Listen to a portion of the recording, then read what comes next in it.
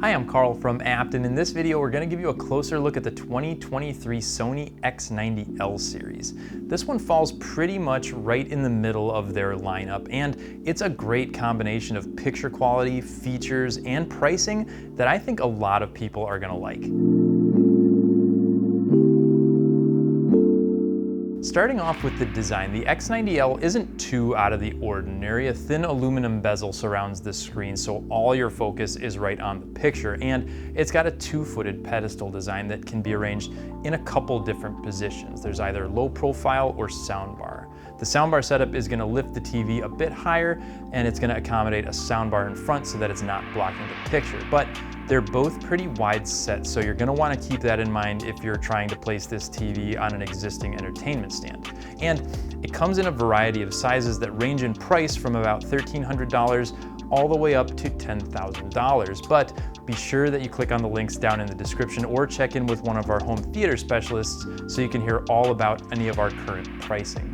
The one we have here for our video is going to be the 65-inch model, but they also make it in 55, 75, 85, and a massive 98-inch version as well.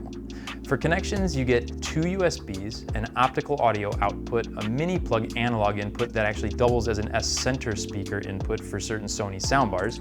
There's 4 HDMIs, Ethernet, RS-232C, an IR input, and an antenna connection with an ATSC 3.0 tuner for bringing in 4K over-the-air broadcasts.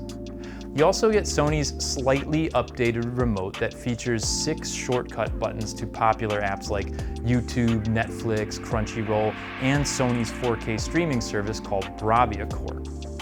Moving on, we've got the operating system. The X90L, like the others in Sony's lineup this year, uses Google TV, which is great. It's snappy and it's laid out really well. You get a customizable row of apps near the top that makes it really easy to find your favorite ones, and below that there's going to be a bunch of curated content that Sony pulls from different streaming services. This makes it really easy to find something to watch without having to open a bunch of different apps. And it's going to support features like Chromecast, Apple HomeKit, AirPlay, even Amazon Alexa when you use it with a compatible Alexa device. Then we have the audio, which is a 2-channel system consisting of 2 full-range drivers and 2 tweeters, all powered by a total of 30 watts. And it actually sounds pretty decent. You don't get a ton of bass, but dialogue comes through pretty well as far as stock TV audio goes. Now, that being said, just like with any newer TVs, it's always a good idea to consider a soundbar if you're looking for a more immersive home theater experience.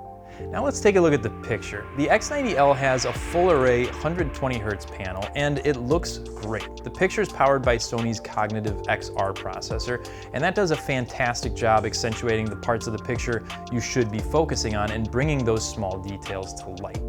Contrast is enhanced through their XR contrast booster, so you can enjoy really more depth and detail from everything you're watching, including content mastered in Dolby Vision. Another feature Sony uses to enhance that total viewing experience is XR Triluminos Pro. This is going to give greater depth to the colors on the screen, so you're getting these vibrant colors and just really accurate skin tones. And the picture is bright too. You won't have any trouble using this in a well-lit room, or in a dark room really for that matter.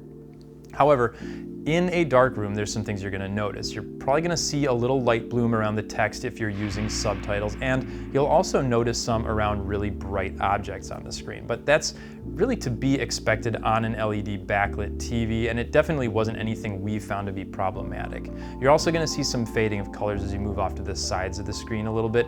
Again, that's nothing we weren't expecting, and it's still very tolerable to watch this TV if you are sitting a little ways off to the side. All that being said, if you're installing your TV in a spot where you'll need it to have really wide viewing angles and you also don't want any of that light bloom, you'll probably want to look into getting an OLED screen anyways. A good model to consider for that type of TV would be the Sony A80L series, or even the A95L if you want to go up a little bit.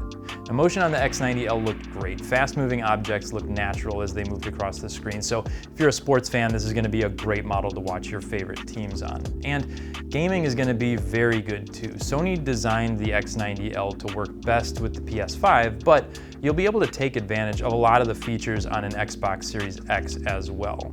2 of the 4 HDMI inputs are HDMI 2.1, so it does support things like variable refresh rates and 4K at 120 Hz. But if you're using the PS5, you also get auto HDR tone mapping to bring out more details in your games, as well as an auto genre picture mode. So the TV is going to process the picture differently and lower input lag when you're gaming versus when you're watching a movie or any other type of content.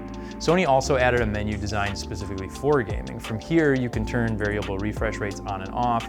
You can reduce motion blur, although you can't do that if VRR is turned on. You can adjust black levels to help bring out hard to see details. And there's even a crosshair that you can have pop up on the screen to help you aim when that's necessary. The X90L series is really giving you kind of the best of what Sony offers as far as processing goes without having to pay extra for mini LEDs or an OLED screen. It fits into a great spot for price and quality. The color quality is fantastic, audio is above average, sports and movies look terrific, and the operating system runs really smoothly. The only potential issue here is if you have multiple next-gen gaming systems and you want to use the enhanced audio return channel for a soundbar at the same time, since it only has 2 HDMI 2.1 connections. If that's the case, you may want to consider something from Samsung or LG, as those have 4 HDMI 2.1s. However, I have a feeling most people are really going to enjoy the value you get with this model. What about you? Is only having 2 HDMI 2.1 inputs a deal breaker? Make sure you let us know down in the comments. And if you like this video, be sure to give it a thumbs up and subscribe so you can see all of our latest content. Thanks as always for watching, and we'll see you in the next one.